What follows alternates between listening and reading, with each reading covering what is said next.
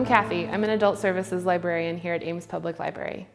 And I'm Anessa. I'm also an adult services librarian here at the Ames Public Library. And we're here to give you some suggestions for the second annual 12 to Try Reading Challenge. So for this month, February, the challenge is a classic written by a BIPOC author, BIPOC meaning Black, Indigenous, or person of color. So you can feel free to listen for some recommendations or check out our displays at the library for some additional suggestions or inspiration for what you could read for this month. What do you have first, Anessa? Well, first off the bat, I have The Satanic Verses by Salman Rushdie. It is a rollicking, sprawling, and sharply satirical novel about belonging, identity, and being an immigrant in a colonialist world. The book was actually banned in multiple countries, and it sparked riots, protests, and even assassinations. So this is definitely your chance to see what all the fuss is about. The book tells a story of two men who survived a terrorist bombing in a plane over the English Channel. Everybody else dies, but they float safely to Earth. One of them gains a halo and comes to believe that he's the Archangel Gabriel, and the other grows horns and goat legs. Their experiences as survivors, as immigrants, tie them together in this really twisty Gordian knot of love and hate and revenge. It's very dramatic. It is a complex and layered novel. It's far more nuanced than a simple good and evil approach. It incorporates elements of magical realism, there's dream sequences, there's allegory, it's twisty and thought-provoking and will definitely keep you guessing. I highly recommend for fans of Gabriel Garcia Marquez or Italo Calvino. Sounds really interesting. Yeah, it's great. Wow. So I'm going to push the definition of a classic a little bit and go nonfiction, because I think for most of us, when we hear classic, we think of the things we read in English class for their literary merit, but classics can be nonfiction too. So my first choice is the narrative of Sojourner Truth, and this is the story of her life. It's autobiographical. She was born into slavery in a Dutch-speaking household in New York State, and achieved her freedom in 1827, which was the year before New York mandated that people in slavery be freed. She also was involved with a utopian community called the Kingdom of Matthias and traveled all throughout New England as a speaker and a preacher.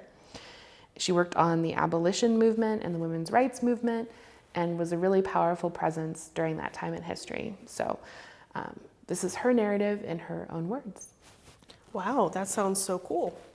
Thanks. What do you have next? All right, so my suggestion is also a book about slavery. But in this case, it's a science fiction novel written by one of the great science fiction writers of all time, Octavia Butler.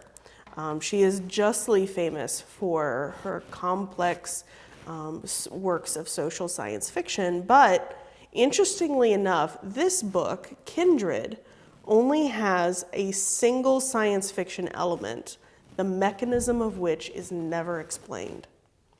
It tells the story of a young Black woman named Dana. She's living in Los Angeles in 1976, and she's repeatedly drawn into the past to the 19th century plantation where she discovers that she is descended from both the slaves and the slave owners. It's a meticulously researched portrayal of life on an East Coast plantation and a shattering account of America's racial history. It's just incredible. It's also deliberately set around the bicentennial celebrations. And so in the 1976 bits, she refers to that several times, and that was very intentional. Because the book is really an exploration of history and memory, and it shows the importance of historical context and how tightly woven the past and the present can be. It's a really fantastic book. I'd really recommend it for anybody who liked Ta-Nehisi Coates or Jesmyn Ward. That also sounds really good. Thanks for sharing that one. I've been meaning to read Octavia Butler for ages. So this is a book that's also considered a classic. This is Housemaid of Dawn by Momaday that won the 1969 Pulitzer Prize. Momaday was also a member of the Kiowa Nation, and this book was originally conceived as a collection of poems, so it has a very lyrical flow.